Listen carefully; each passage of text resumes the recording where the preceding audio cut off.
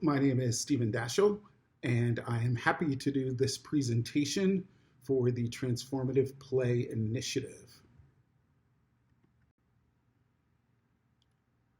This is my presentation on a research project I'm currently working on, and the presentation is called Looking Behind the Curtain, Assessing the Invisible Work of the Magic Circle. I'm a postdoctoral researcher at American University in Washington, D.C., affiliated with the Departments of Sociology and the Game Center. So the crux of my idea is talking about engagement, but you can't understand engagement until you understand immersion. And immersion is an ongoing issue in game studies. And there have been debates about immersion and the idea of game immersion for decades now. And it's related very much to the concepts of bleed and alibi. And because my time is limited here, I'm not going to go deeply into these concepts because I know that most individuals understand what I mean when I'm talking about bleed and alibi.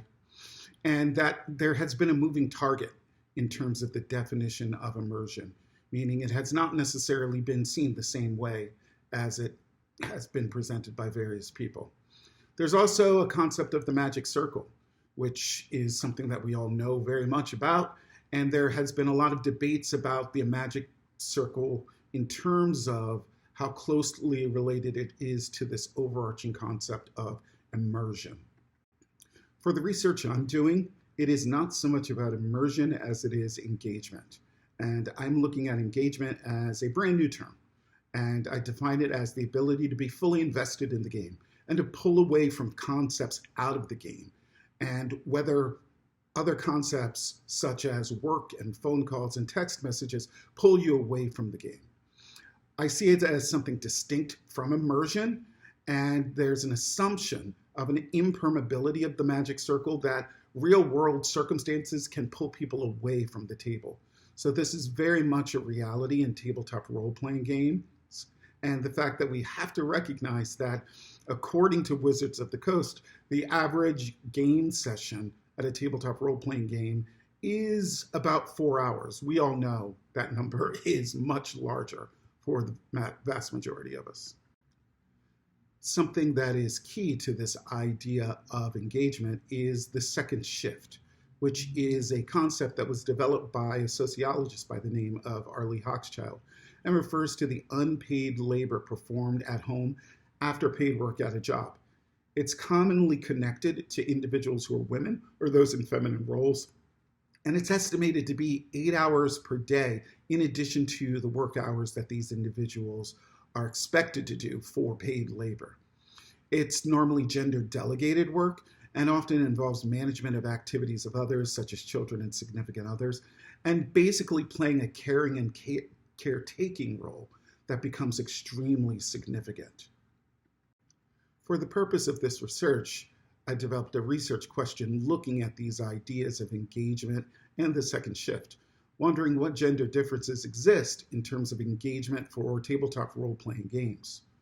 If we're looking at the second shift, there is this expectation that women or those in feminine roles are probably going to feel less direct connection to the table because of the distinct possibility of being pulled away from these things that comprise the second shift. So the research questions look at this, and the hypotheses related to the research questions are examining this and recognizing that when we look at the research that has occurred in the past, looking at leisure and determining the idea that leisure has been consistently designed as a masculine aspect, that work is seen as the province of men, and thus leisure is seen as something that men can and do engage in. So as I said before, the method was a survey, and I chose to use a mixed method survey because by nature I am a qualitative researcher, and I'm more ethnographic in my background, using focus groups and interviews and field studies rather than surveys. But I chose a survey here that also had qualitative questions. The majority were quantitative questions that could be easily crunched, but also some qualitative questions that allow for thematic analysis. It was administered online via Qualtrics, and it went through an IRB ethics committee and received approval for human research. And there is a consent page that individuals have to actively provide consent in order to take the survey. If they choose to not provide consent, then the survey automatically ends.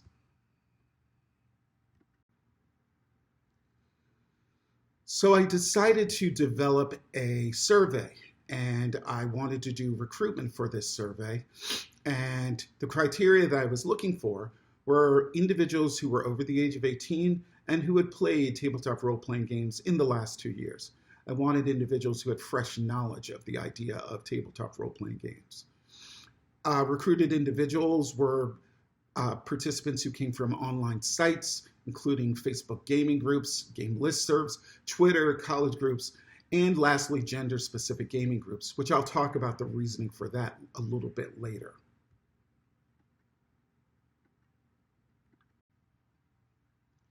Some of the topics of the questions include basic demographics, employment information, home life information, tabletop role-playing game information such as individuals' background, involvement questions, and responsibility questions, what things individuals have to do beyond their work, or how committed their work is to 40 hours a week or more, and then those 7 qualitative free answer questions.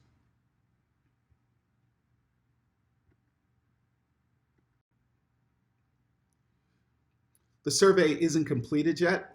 We still have about another month to recruit people, but the outcome so far has been phenomenal. 813 participants have already completed the survey. 20% of them are women. 14% of those individuals indicate that they are either trans or non-binary.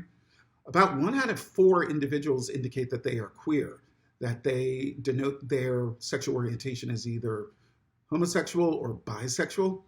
And 82% of the individuals who have participated as of this point are white. So while I haven't crunched the data yet, I think the demographics tell us something, and there are lessons that can be learned.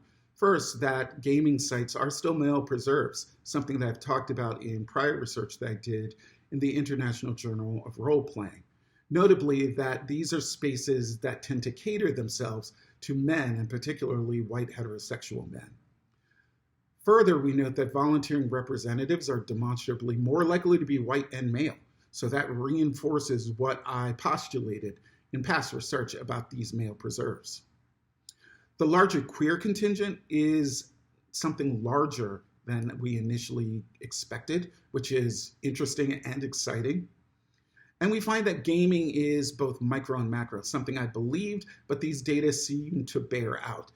And that spaces of color and spaces with women dominant need to be sought out, that by going to quote unquote the traditional places or the larger places, you're not necessarily going to get a huge turnout for women or for people of color.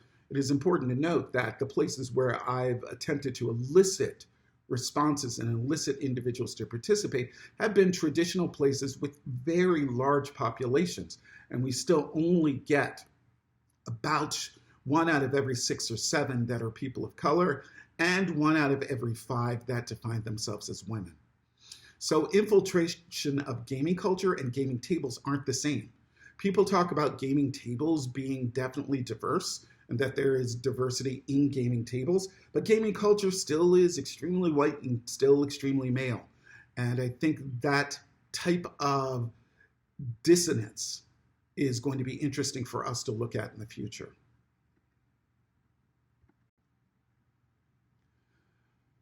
There is the question of whether 200 women is enough, and I am continually looking out to see if there are more individuals that can be recruited. Hopefully in the next month, I can recruit 50 to 100 more women. So there is targeted outreach going out to women. And thanks very much to Sarah Stang and Sarah Bowman, who are assisting me with this. And the fact that this is very much a convenience sample and not a representative or random sample. And this convenience sample is useful. And I've always had this question because I'm far more qualitative than quantitative, but how much is enough? And I think stopping at around 1,000 will be good enough for some good data. So the next steps involve closing the survey and starting to crunch the data at the beginning of November, presentation on the data and the findings in early 2023, and publishing those findings in a journal in 2023. We're very excited about what comes out of this, and regardless of whether the hypotheses are positive or negative, the information is going to be useful. So thank everyone for listening to this presentation. This is my contact information. You can hold something up to the screen and scan that little UI and get sent directly to my academia page, which will have information about various presentations I've done and things that I'm working on and other ways to get in touch with me. Thank you very much.